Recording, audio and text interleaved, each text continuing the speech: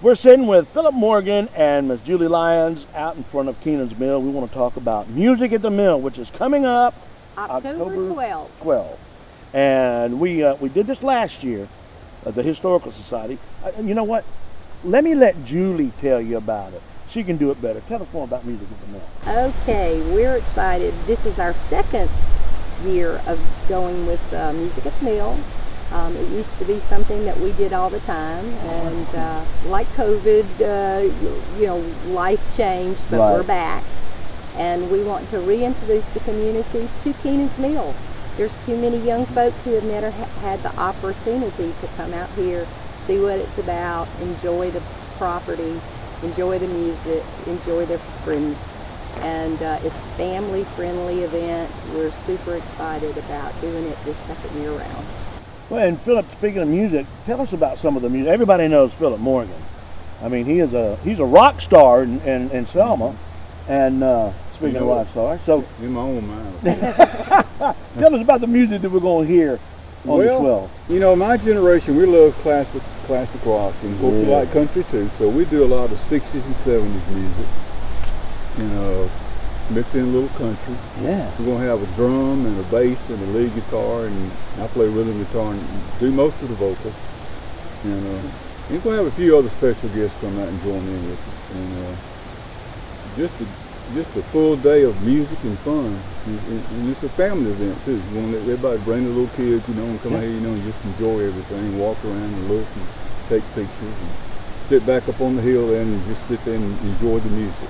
You know, last year you told us about, and before we started recording, Right. There's no tape in my phone. We're talking about you growing up in this area. Tell us a little bit, if you would, about when you grew up and the special thing it was to come out here. Well, when I was, of course, I was born and raised in Selma, and when I was a little boy, my mom would bring us out here when I was probably about, 5 or 6 years old probably, and we would have a picnic. Wow. Now that was a big thrill, because we lived in the city, and to come out here, and be around Kenan's Mill and to watch the water going over the fall and everything, and just sit here and eat sandwiches and drink Kool-Aid or whatever we had, it was just a big thrill back then. Mm-hmm. And all through the years, Kenan's Mill, it's just been a place you could come when you want to just get away from everything. But they did become a point in time when they had to start closing it off, because people started coming out here and trashing it, and parking and dumping stuff. So Miss Buchanan, who is Miss Kenan, just had to block it off. But in our lifetime, it was always open to the public. It's a place to come and just enjoy everything around here. And the other way I feel real special for me is the fact that this property to the north actually attaches my property, which is old family property. We go all the way back to the early 1800s. Wow. So when they got the property back then, it just so happened that our property was attached to the Kenan property. So that even right now, if you go to my house, the Kenan property is right there, then my property. So I just feel kind of special that I got, just a little bit more of an attachment than some people. Yeah, you have really close ties to this area. I do. And we're talking about it being blocked off, Julie. You had spoken before about how, first of all, when did it's now owned by the Selma Dallas County Historic Preservation Society owns it. It was donated to us by Miss Buchanan in her will, and I think that was around 1997, 98, and we began to make improvements and do things, and unfortunately the vandalism continued, the illegal dumping continued, and to be responsible to the property and protect this historic gem here in Dallas County, we felt the need to put up a gate. Yeah. And so it is available by appointment. It's available for rent. Great place to have private parties, weddings, family reunions, and we are hoping as we gain more volunteers to be able to open a little bit more regularly to the public. So the festival is a way to open our doors and welcome people in to see what it's all about, to see the improvements that we've made, and them to help us continue to keep this property available to future generations here in Dallas County. And that's one of the reasons why we're opening it up like that, is to get the future generations to actually see what's here. Because I just mentioned earlier, a lot of people didn't have the opportunities that Philip did to come out here and enjoy it. Yeah, I'm also local, grew up coming out here as a teenager. We did family picnics, we did school pictures.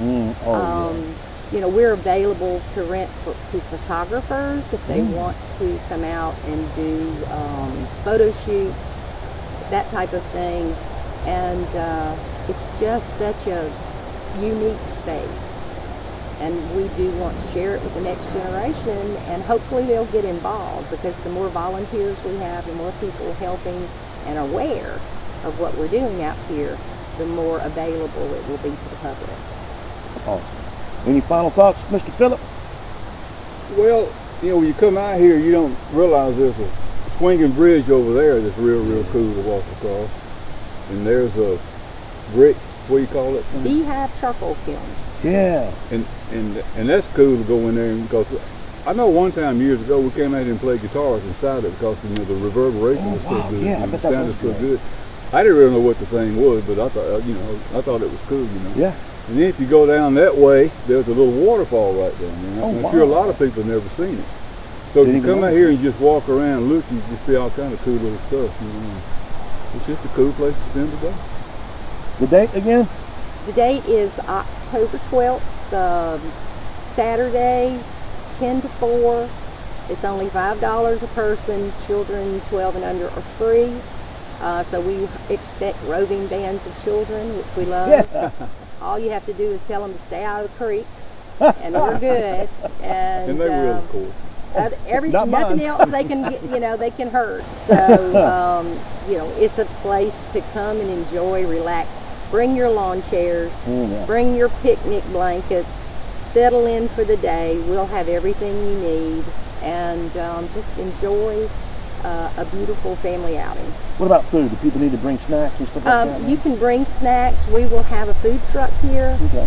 We will have, the Preservation Society will have boiled peanuts and lemonade and cookies and things like that for people. So if you don't bring something fine, you'll be great. And of course, we have all the facilities that you need otherwise, and want people to explore.